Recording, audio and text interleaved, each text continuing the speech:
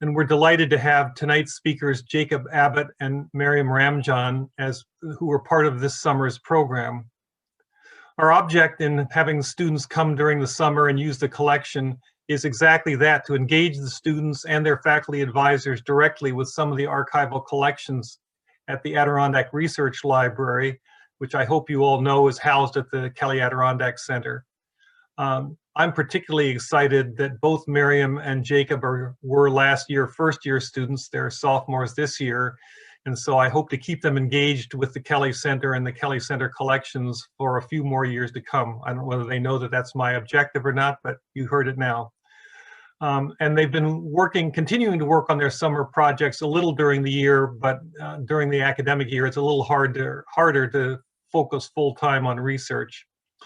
So when Maryam and Jacob applied last February, we all assumed that they would be working on site, hands-on with the collections, but in the event, of course, that did not end up happening. And as I was explaining a few minutes ago, fortunately, our coordinator, Margie Amodio, was allowed back into the building, even though the building's been closed to the public since April, I think.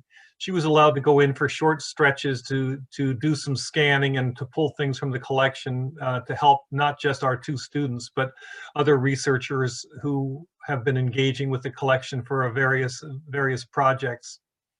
Unfortunately, a number of the collections had been digitized before the pandemic hit, so the map collection that Jacob was using, for example, was already digitized, and some of the work that Maryam needed had been digitized.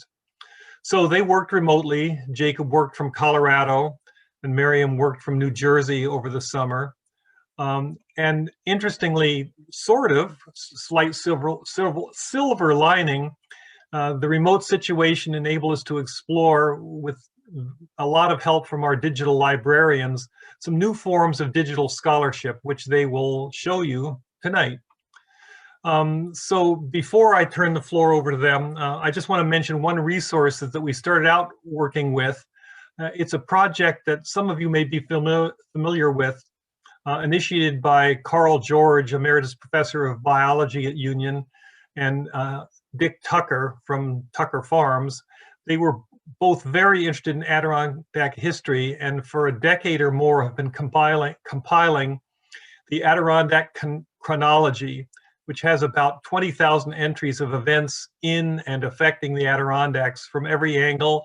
The first entry in the chronology is the Big Bang, and it goes up through January of 2020, and we're still negotiating how to keep it going right now, but it's in version 79, and you can find it at the Kelly Adirondack Center website, and I'll make sure that Cindy has a direct link to it. It's really kind of fun to play with, and if you search through it, you can follow a particular topic through the history of the Earth up to January of 2020. So both Jacob and Maryam ended up using it a little bit. So let me not take any more time. I think we're going to start with Jacob. I should have given you a heads up, but you can get ready to go. And depending on how long he takes, perhaps we'll have time for a few questions for him before we turn it over to Maryam. But I'll let Jacob know whether he's going to get questions sooner or later, depending on how long he takes. So Jacob Abbott is a second-year environmental science major, and his project looks at the location of dams in the Adirondacks and has explored some software to map the dams, and he's able to compare sort of before and after pictures of terrain where dams were built or removed, and I'll let him explain that. And I'll introduce Maryam after Jacob is finished. So Jacob, the floor is yours. All right, thank you, Doug. Let me see if screen share will work. There we go. Hello, everybody. I'm Jacob, and over last summer, I started looking at dams in the Adirondacks. So we started with that Adirondack chronology, and I just looked through the entries there, trying to find anything that had to do with dams.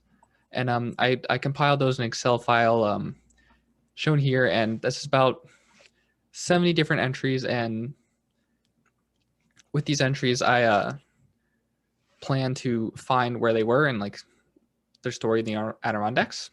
So I started off by taking the names of the dams here and actually comparing them to the Adirondack Atlas. So Adirondack Atlas is a up-to-date sort of map showing a bunch of locations, specifically dams in my case in the Adirondacks.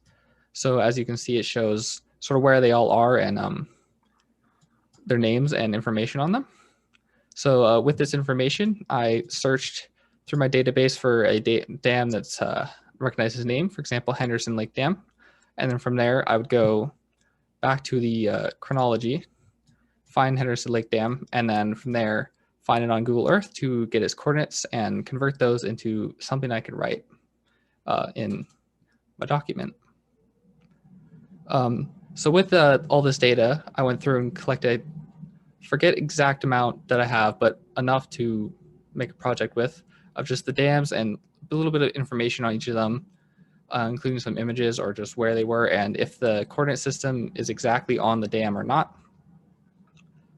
And with that, I went to this great site called Project Night Labs. And Project Night Labs has a lot of different software options, specifically just Juxtapose and Story Map. So what Juxtapose allowed me to do was take two images and sort of overlap them.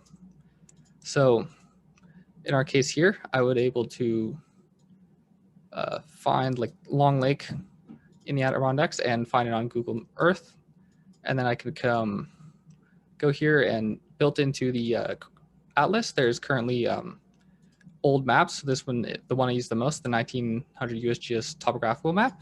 And what I would be able to do is find where this dam was on the map, compare it to where it was on Google Earth, and then I would take the two images in this Juxtapose software, be able to compare them from start to finish of the older image and the newer image and see what had changed. So with this, I was able to use that other program, the story maps, to create this outline of how the project would look with 10 of the dams I picked out. So starting just with this, what was good and what it isn't. So started just by looking at where the dam was. As you can see here, it's sort of hard to see, but generally right there. Of course, it's hard to see with trees and stuff like that. Then I took the Juxtapose and compared it. So then in this case, the Juxtapose wasn't very good.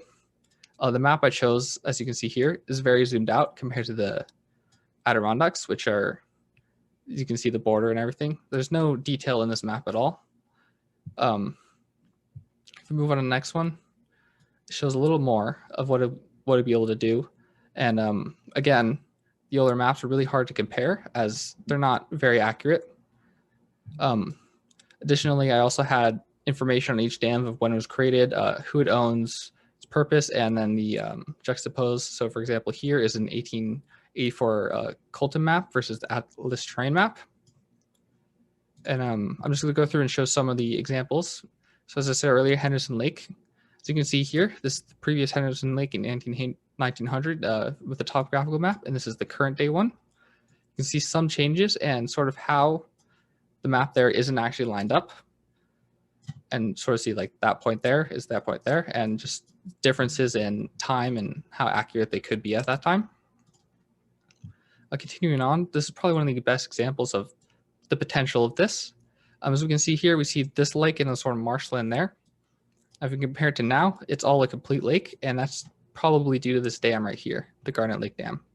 And sort of this is my goal with the project. The base level project is just find an old dam and find a new dam and see how it is different. Here's a few more examples of this. You can see wetlands generally pretty close on this 1900 maps. That's the one that I found was the best. A few more examples like this. Another great example. You can see sort of the wetlands there in a river, but now it's all one large lake. This one's another example of how it wasn't the great. As you can see, these two are not very similar at all. The dam's same location, but as you can see, there's a mountain where the lake actually is, and it sort of bends off to the side. So that's an example of why it didn't work. Just a few more. I tried to choose a few different maps. This one shows pretty well the general area, but again, the little details are hard to tell. Just moving on to a few more. Same as before. You can see the before, after, the wetlands areas, and how it's sort of gone away. And So that's what I did with that proof of concept over the summer. With this proof of concept, I sort of wanted to go further. So on this document, there's only a few dams, and compared to all the dams actually in the Adirondacks, this isn't very many. There's just a select few that we happen to have data on. So what I tried to, if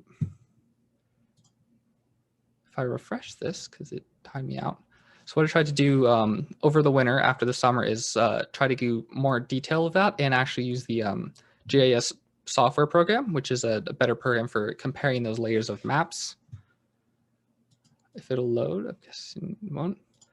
So at the start of that of the fall, I had Margaret gave me this map, which is a DEC map of all the dams sort of in New York.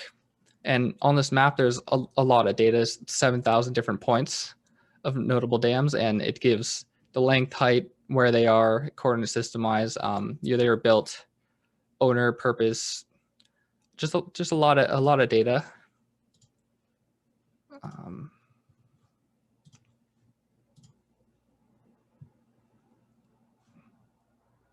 One second, where I try to load this back up, it timed me out.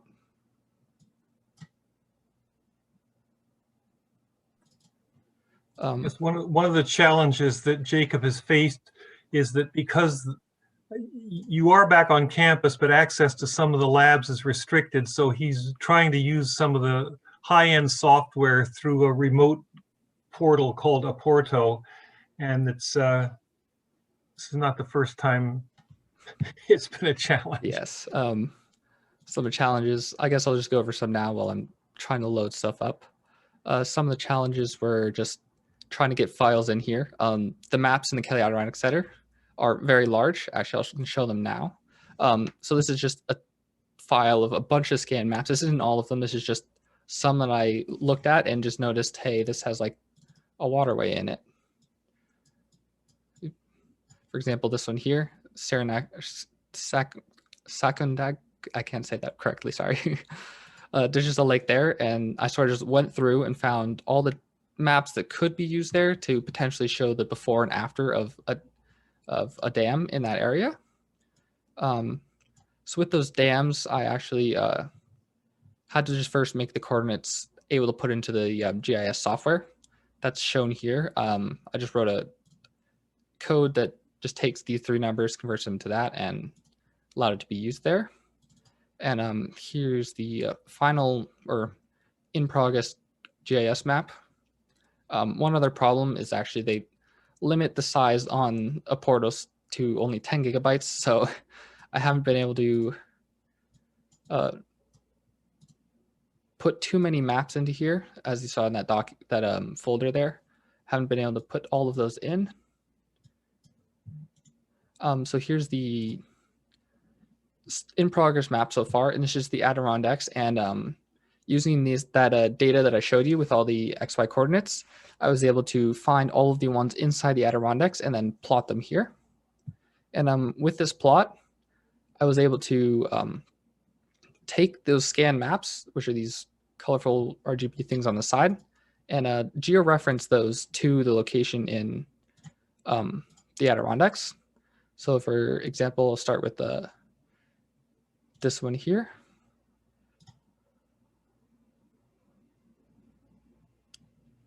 No problem, it takes a while to load sometimes.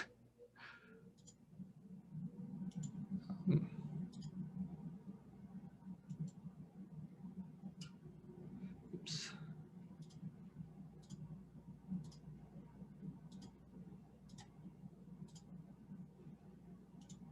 Now, there we go. So as you can see, my goal with this is to underlay those maps of where the dams are, the current dams, and be able to just tell the before and after. So as the maps gets larger and older, it gets more difficult to properly put them on the map. But if I zoom out a bit more, hopefully you can be able to tell, actually these are off, where sort of these lakes are in the area and where the dams are on those lakes.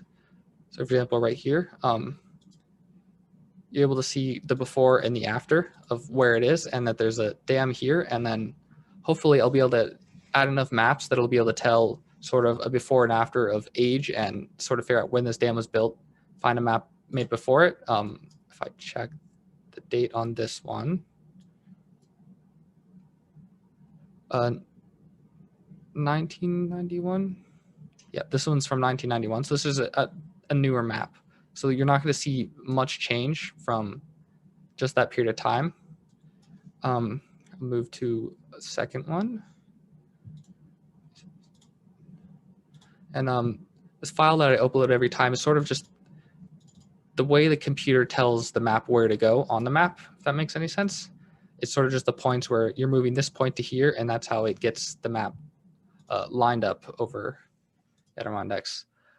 So this Lake Henderson is the biggest example of sort of what I'm looking for here. So this map is very old. It's from, I forget where the date was. Actually, it didn't have a date. I looked up the date. It was 1800s era. But what makes this map specifically so special is because this lake here called Lake Sanford, this lake doesn't actually exist anymore. While trying to find where it was on just Google Earth, I tried to Google Lake Sanford and nothing actually pops up. So as you can see, when I remove this, this is the remnants of Lake Sanford now compared to Lake Henderson up there.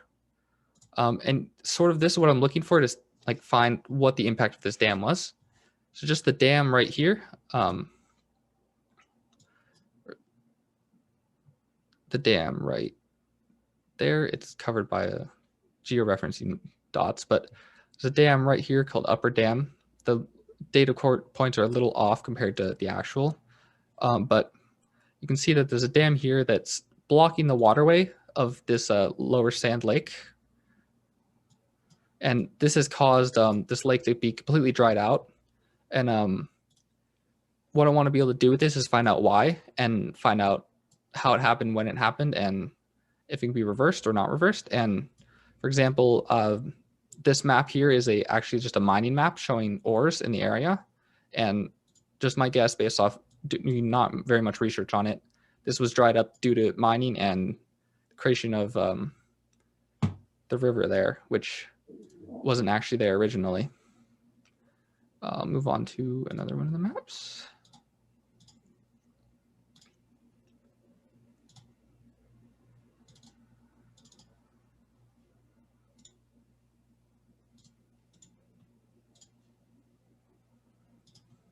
So this was Peck Lake.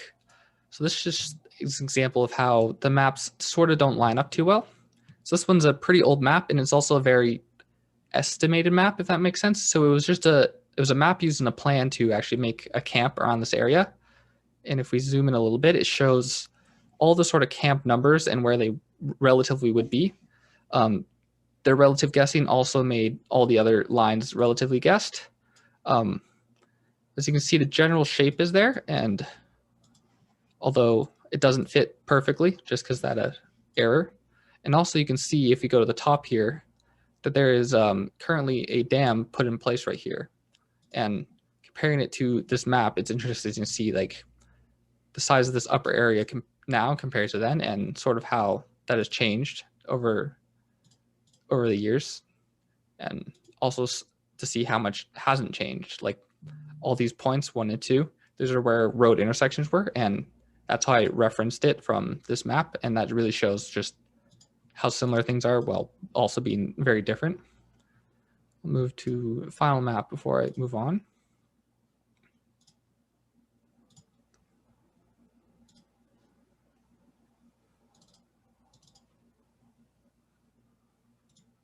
So this is one of the larger maps I did.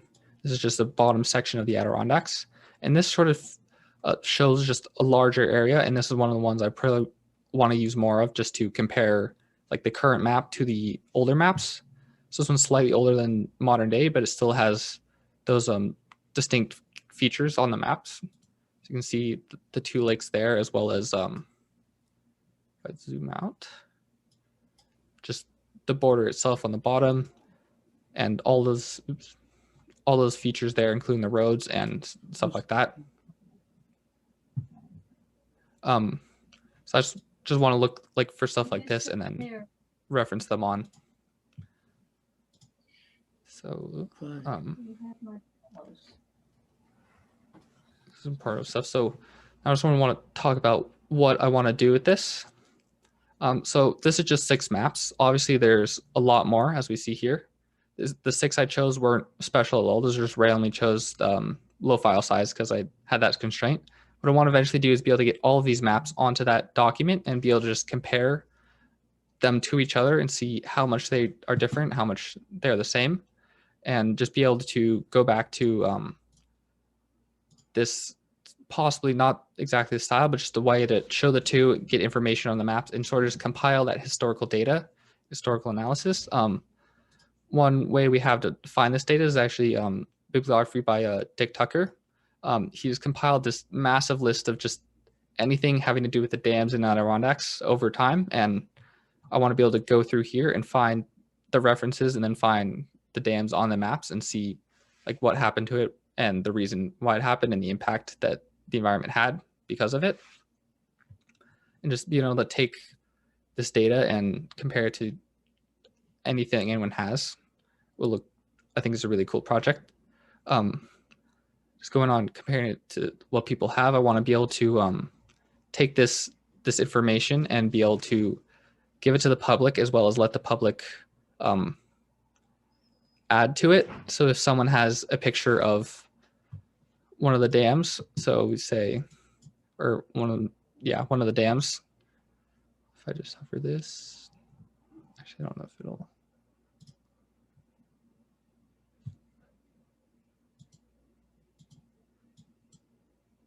All right, it's not letting me highlight, but say for example, you have a photo of this dam from 1915 from your mother or something like that, and just being able to take that photo and add it to a collection to archive and share with everybody, so everyone can see sort of what happened then, what's happening now, and sort of what can happen also in the future if we add more dams to the Adirondack area.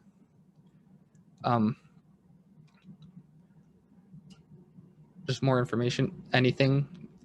If someone has something that you have, like a story about what happened here or anything, I want to be able to add that and sort of just make it a project everyone can use and everyone can enjoy, I guess.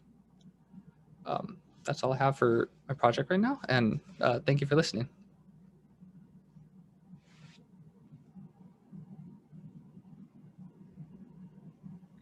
Sorry, scrambling to find my unmute button. It's me too. Thanks, Jacob. We might have a question, time for a couple of quick questions, and then Maryam, you'll be up in a minute.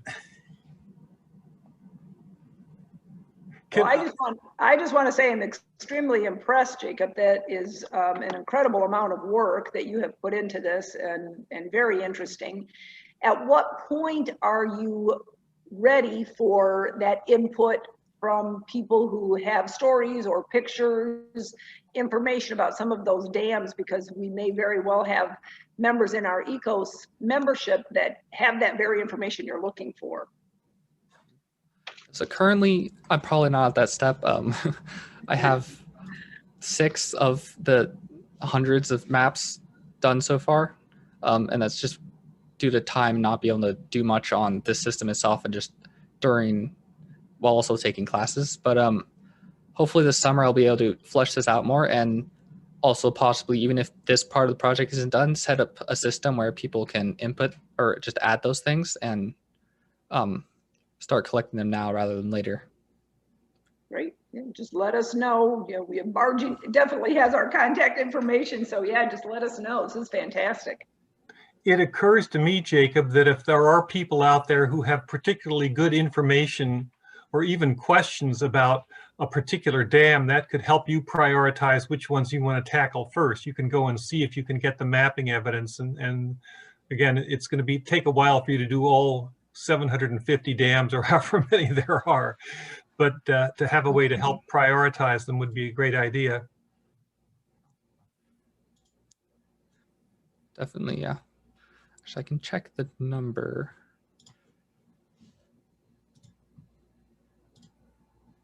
And Jacob pointed out one challenge is that the scans are quite good, which is both good news and bad news. The good news is that you can really zoom way in, but the bad news is that they are some of them are hundreds of megabytes in size. Yeah, and also a problem just with age as well on some of the maps, like the Henderson Dam one, that doesn't exist anymore on the map. That one that's so old that they couldn't accurately map it on. So you probably saw that the map was pretty squished, trying to sort of get it to the right location, just because of those little inaccuracies. Like if one leg of the lake is 50 meters the wrong direction, that'll sort of mess up the whole georeferencing like system. How many points do you ideally have to georeference two maps? To just doing the two together. All of mine have 4. It really depends. So 3 is the number is like optimal, but you could 2 points if you're really rushed for time will overlap them generally, and the more points you add, the more accurate it gets. But at another point, if you don't have accurate enough initial points, it'll sort of just make it worse and stretch it around a bit. But I feel 4 is the best number.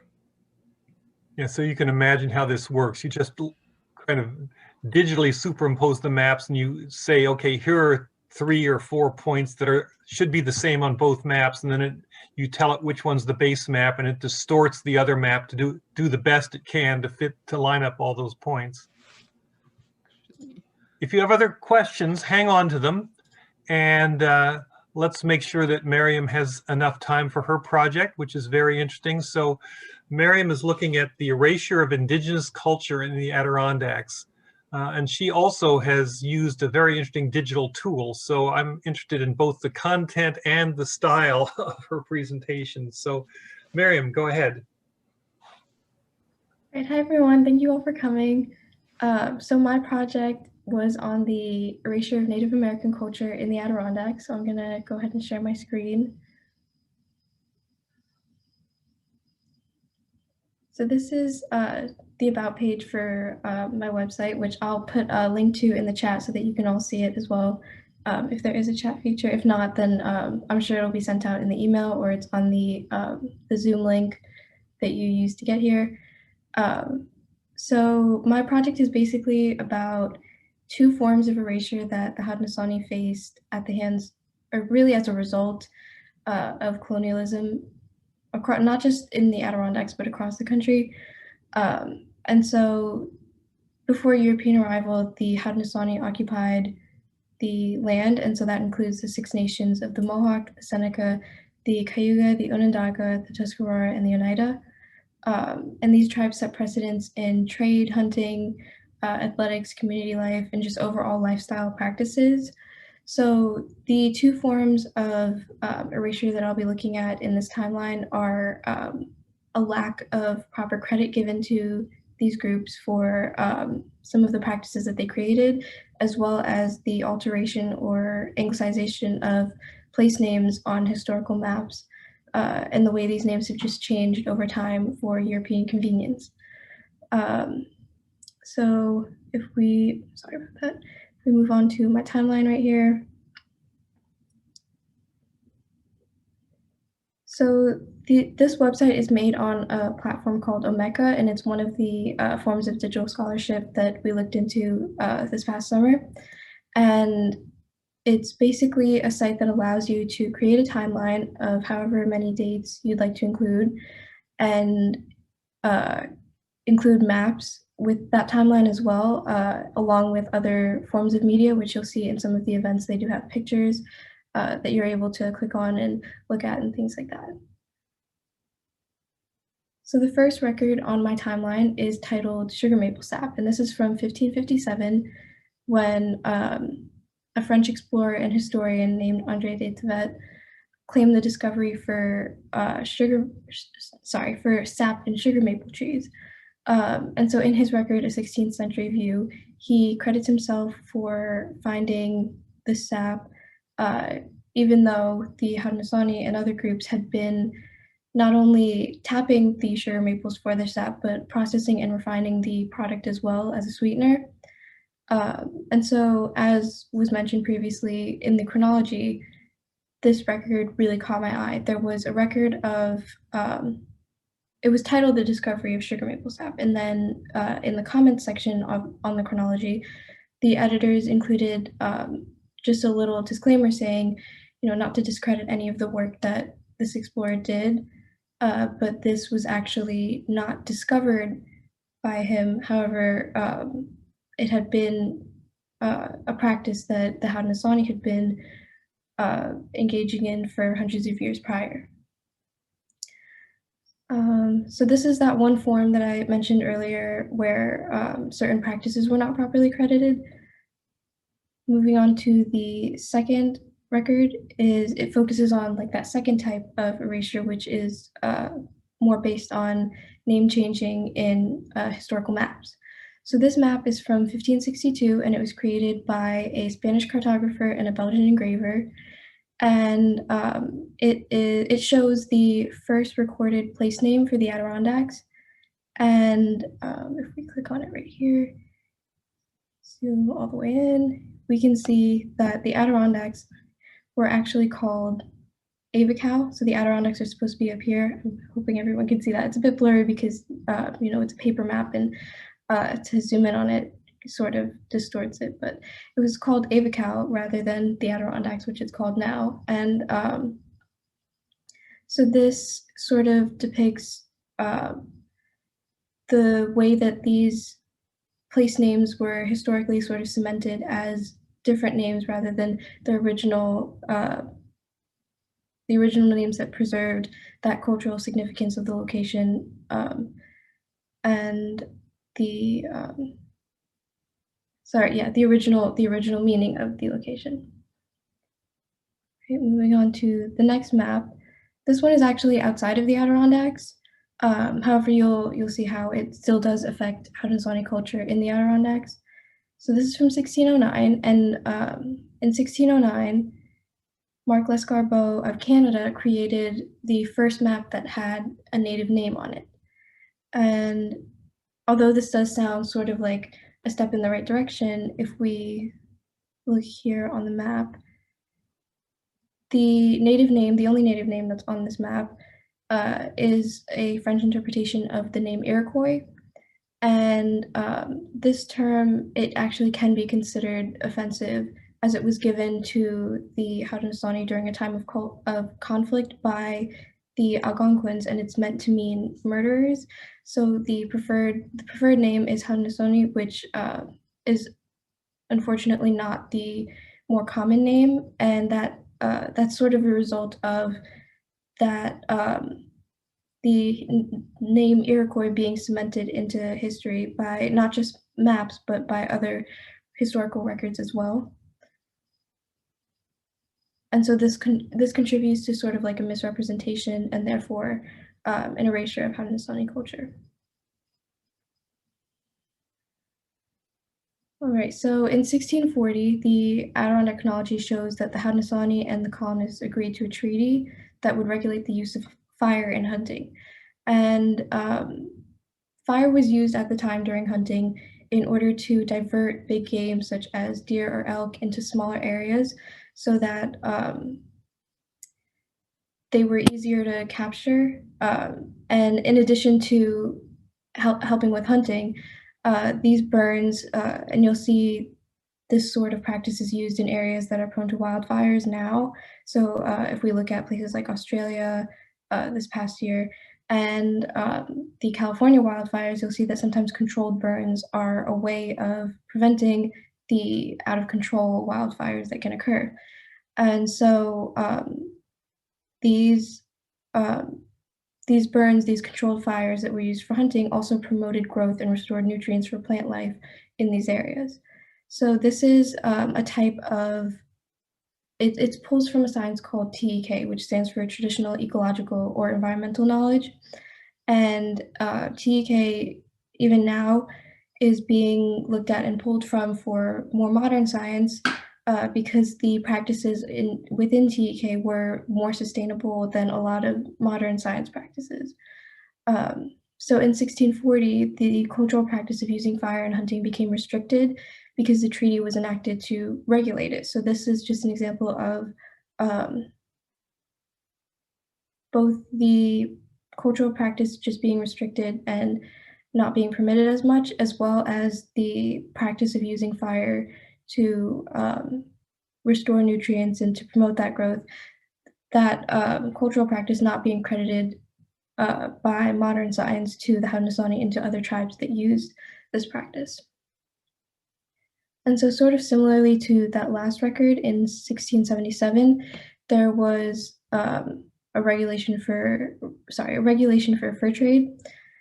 The point on this map is actually in Lake Huron because it involves both the Canadian and the American side of like the land surrounding Lake Huron. So before European arrival, the trading of fur and tools, tobacco, foods, and other goods was a regular practice, a regular part of Haudenosaunee culture. And in the early 1600s, the Europeans began engaging in that trade as well. And from a European perspective, the Haudenosaunee were trying to monopolize the fur trade, so that caused the conflict which resulted in the 70-year-long Beaver Wars.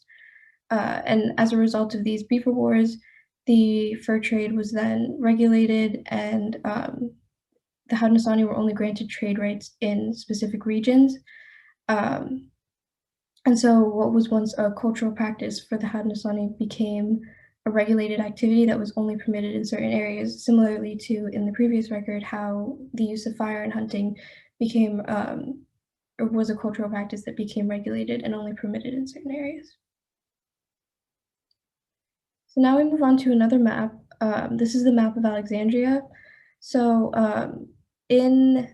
over the summer, we worked on, we worked through a file of historical maps from the Adirondack Center. This was the oldest map from the Kelly Adirondack Center map collection, which lists just the place names of different areas in the town of Alexandria. And as you can see on this map, there's not a single native name. They've all been either anglicized or changed to European names. And so since, again, these names were changed so early on, the European names remain today because they were so cemented in history by these earlier maps and earlier records.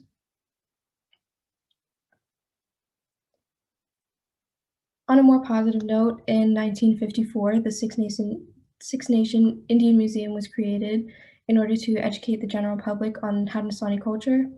And the founders achieved this goal by providing information through the museum on Native American history and by offering summer programs to educate kids. So they do this in order to create a better understanding of the past, present, and future of Haudenosaunee life, as well as working with, I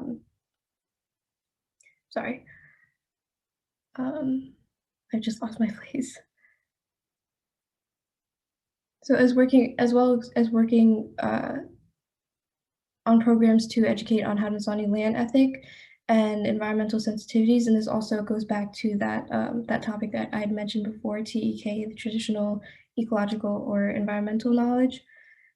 So this museum is working to combat the erasure of the Native American culture in the region.